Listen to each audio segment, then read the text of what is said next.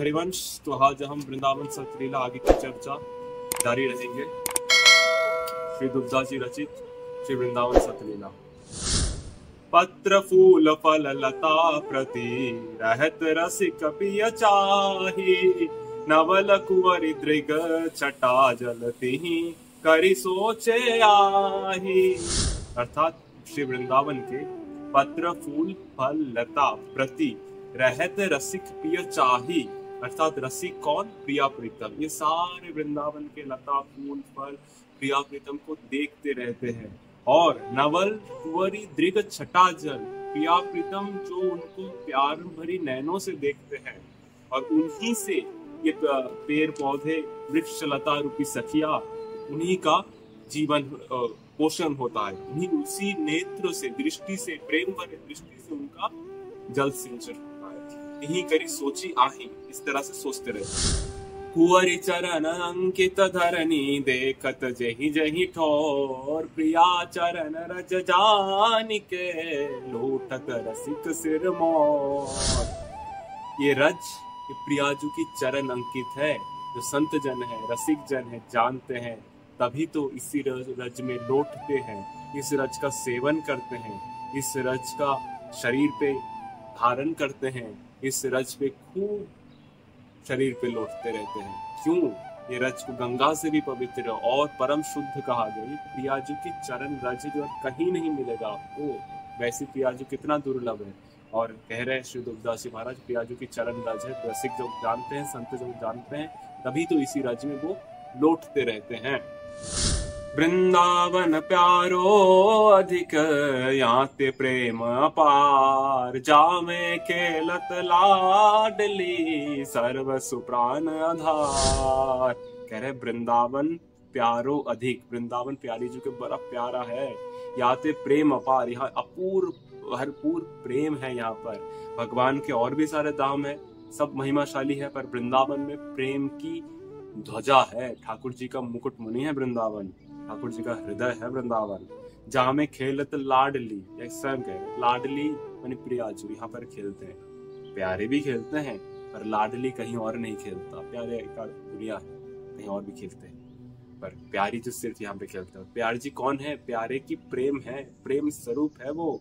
सर्वस्व प्राण भाग, किनके? प्यारे की प्यारी प्राण। सबे सखी सब सौजले, रंगी जुगल ध्रुव रंग, समय समय की जानी रुचि लिए रहती है संग। सब सखी सब सौजले, सौज यानी सेवा की वस्तु। कोई पान ले रहा है, कोई पुष्प ले रहा है, कोई पत्रावली आदि ले रहा है, कोई ठाकुर जी के लिए, श्री जी के लिए पंखा चावर आदि की सेवा सब लिए है। सब अपनी अपनी सेवा में लगे। ध्रुवदास जी कह रहा है सारे युगल की सेवा के प्रेम रंग में रंगे हुए हैं। कोई फ्री नहीं बैठा, फ्री बैठा है तो प्यारे जी के साथ, प्यारे के साथ। समय समय की जानी रुचि लिए रहते हैं संग। जैसे ही मन में प्रियाजू के, प्रीतम जू के भाव आता है, सबे सखी तुरंत वैसा ही सेवा का विस्तार कर देता है। यहाँ कोई किसी से पूछना नहीं पड़ता, परमिशन नहीं लेना पड़ता। क्यों? एक सखी के मन में, जैसे ये मन प्रियाजू को समर्पित है, अब प्रियाजू के मन में जो आएगा तुरंत सारे सखियों के मन में आएगा, और सखियों के मन में जो आएगा प्रियाजू के मन में वैसे ही रुचि बन जाएगा। तो बड़ा आसान रहता है। सब सभी एक साथ कर रहे, कोई किसी को नहीं पूछ रहा है ये करे क्या, नहीं, उसी का भाव बने। हाँ समझ गए, प्यारे जी का बेस की इच्छा, सब उसी के सेवा में, नए सेवा में लग गए। ऐसे वृंदावन वैभव जितो तीतो कहो नहीं जा, देखत संपत्ति विपिन की कमला ललचार। कह रहे हैं वृंदावन का जो वैभव है, संपत्ति है, तीतो कहीं नहीं जात, वो कहा नहीं जा सकता। देखत संपत्ति विपिन की, वृंदावन की जो संपत्ति वो देख के कमला ललचात, कमला यानी लक्ष्मी देवी, उनके मन में लोभ आता है कि हमारे वैभव संपन्न वैकुंठ में भी वो नहीं है। आपको सुनने में कैसा लग सकता है? ऐसा थोड़ी हो सकता है, वैकुंठ में क्या नहीं है संपत्ति? हाँ ये है, वृंदावन की संपत्ति अनोखा है।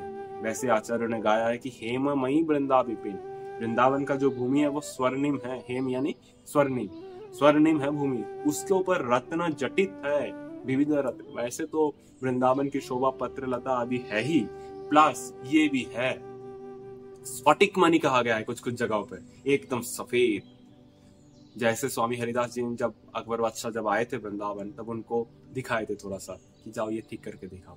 अकबर बादशाह वो दिव्य वृंदावन का शोभा स्वामी जी की कृपा से जेहू देखा, उनको लगा कि मैं अपना सारा संपत्ति बेच के भी ये वृंदावन के यमुना जी का एक कोने का, एक सीढ़ी का एक कोना नहीं बना सकता।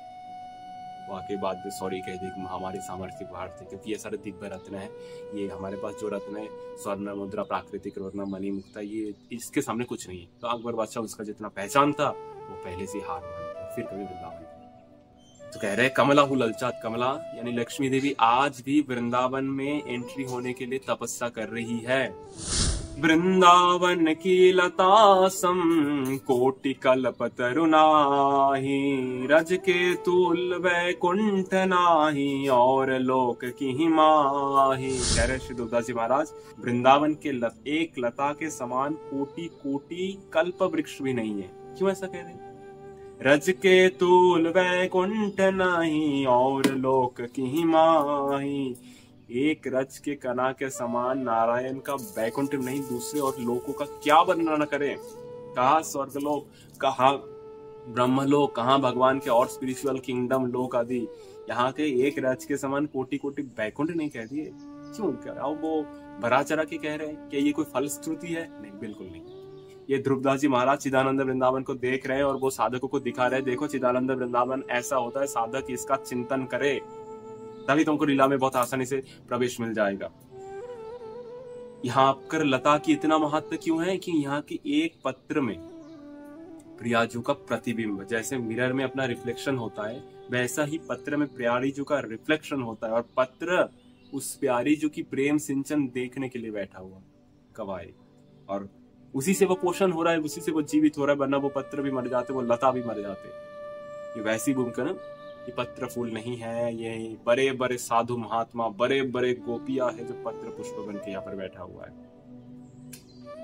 तो देखा जाए तो ब्रह्म संहिता में ब्रह्मा जी प्रार्थना कर रहे हैं, हमारी तो साधना नहीं है कि मनुष्य बन के वृंदावन में आए। आप गोकुल या फिर गोकुल के बाहर किसी भी ब्रज के आसपास मुझे ब्रज कोई लता बना दीजिए, गुलमा लता बना दीजिए, तो जो कोई ब्रज में आए दर्शन करने के लिए दर्शनार्थी, और उनका चरण धूलि मेरे सर पे लगे, मेरे शरीर पे लगे और मैं पवित्र हूँ। ये श्रीपति श्रीमुख सो कहो नारद सो समुझाई, वृंदावन रस सब निते राख्यो दूरी दराय। कौन कह रहे? श्रीपति यानी नारायण स्वयं अपने श्रीमुख से कह रहे हैं। नारद सो समझाई, नारद को भी समझा रहे हैं क्या? वृंदावन रस सब निते राख्यो दूरी दूरा। ये वृंदावन का रस इसलिए जगत में परिचय नहीं है, भगवान स्वयं इसको सबसे हटा के दूर रखती है। वृंदावन रस सब निते राख्यो दूरी दूरा। साधक इसका याद रखे, वृंदावन रस सबसे दूर रखा गया है। ये उन्हीं के लिए सुलभ है जो गोपियों का भाव धारण करता है, जो मैया यशोदा का भाव ग्रहण करता है, वो नंद बाबा का भाव ग्रहण करता है, वो सखाओं का भाव ग्रहण करता है। उनके लिए वृंदावन सुगम्य है। बाकी अर्जुन सखा के लिए भी वो वृंदावन सुगम्य नहीं है। देवकी वासुदेव के लिए भी वृंदावन सुगम्य नहीं है। श्री भगवान के और भी भक्तों के लिए वृंदावन सुगम्य नहीं है। यहाँ प्रेम की महत्व, ठाकुर जी की वैभव की महत्व नहीं है। और वृंदावन की साधना में सर्वोत्तम उत्तम है साधक खुद की मर्यादा सारा छोड़ दे, उनके सुख के लिए यही आवश्यकता है। अंश कला अवतार जे ते सवत है ताही, ऐसे वृंदा विपिन को मन वच के अवगाही। अंश कला अवतार जे ते सेवत है ताही। भगवान के जितने अंश कला अवतार है सारे वृंदावन में सेवा कर रहे हैं। ऐसे वृंदा विपिन को मन वच के अवगाही। जिस तरह से भगवान के, जैसा मैंने पहले ही बोला, जिस तरह से भगवान के विभिन्न अवतार यहाँ पर सेवा कर रहे हैं, विभिन्न शक्ति, आदि शक्ति, देवी शक्ति सब यहाँ पर सेवा कर रहे हैं, वैसे ही मनोभाव से हमें वृंदावन की तरफ आगे जाना चाहिए, वरना वृंदावन भोग के लिए जगह नहीं है। शिव विधि तव सब निके यह आशा है चेत, गुलमलता वै सिर धरे वृंदावन रजनी। शिव विधि उद्धव सबनिके जितने सारे सृष्टि के महापुरुष है, सबके मन में यह आशा, चित्त में एक ही आशा है, क्या? गुलमलता है सिर धरे वृंदावन रच नीत, अर्थात जो मैंने अभी बोला, वृंदावन का कोई रच गुलमलता बना दे, ताकि वृंदावन का जो रज है वो हमारे शरीर पे नित्य बरता रहे। क्या भाव है महापुरुष। चतुरानन देखो कछुक वृंदा विपिन प्रभाव, द्रुम द्रुम प्रति अरुलता प्रति और बन्यो बना। चतुरानन ब्रह्मा जी, उन्होंने ब्रह्मोविमोहन लीला में कुछ देखा है वृंदावन का प्रभाव। द्रुम द्रुम प्रति अरुलता प्रति, एक एक पुष्प एक एक लता के प्रति अरु बनो बना अलग है यहाँ की, वो उनके ब्रह्मा जी का सृष्टि वृंदावन नहीं है। वृंदावन इंडिया में, भारत में नहीं है, अलग है, अलग है। ये साक्षात चिदानंद लोक है, लग रहा है बट है नहीं। ये ब्रह्मा जी का सृष्टि में वृंदावन नहीं है। उन्होंने देखा यहाँ के लता पुष्प अलग है। आप आएंगे तो वृंदावन देखिएगा, यहाँ के जितने सारे वृक्ष लता है झुके हुए हैं। वही वृक्ष आपको बाहर में सीधा मिल सकता है, कैसे भी मिले, पर यहाँ पर मैक्सिमम वृक्ष आपको देखिएगा सर झुका हुआ, प्रेम में झुके हुए। देखना अलग, पुष्प भी अलग होगा, देखिएगा। आप सहित सब चतुर्भुज सब ठार हो निहारी, प्रभुता अपनी भूल गयो तन मन के रहो हारी।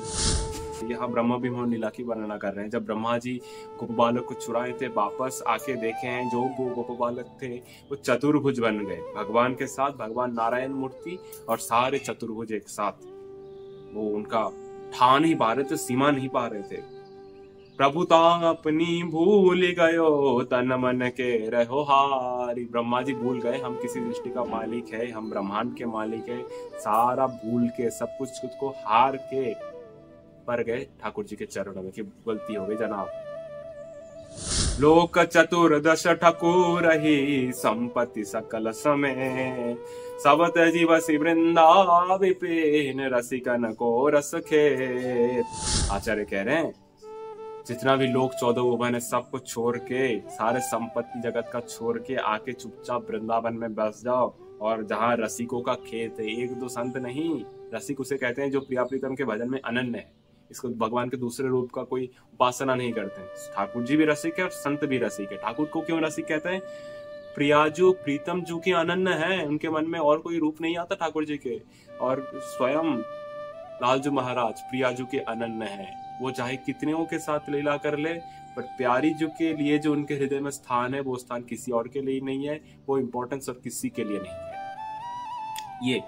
ये अनन्यता को रसिक का शब्द कहा गया है। तो संत भी जो प्रिया प्रीतम की अनन्य है, अर्थात वो सियाराम के हुए तो सियाराम के, प्रिया प्रीतम के हुए तो प्रिया प्रीतम के, दूसरे कोई रूप का भगवान का उपासना तक ये लोग नहीं करते, ना ही उसमें प्रणाम सबको है, श्रद्धा सबको है, पर हृदय की प्रियता नहीं। इसे रसिक कहते हैं। यहाँ रसिकों का खेत है, खेत एक दो नहीं, अनंत है, शरीर से भी है और अप्रकट रूप से भी है। तो ध्रुवदास जी महाराज यहाँ पर वृंदावन की महिमा वर्णन करते हुए तो आज हम यहाँ पर समाप्त करते हैं वृंदावन सतलीला। आगे ऐसी चर्चा जारी रहेगी। श्री राधा वल्लभ लाल की जय हो। जय जय श्री हरिवंश।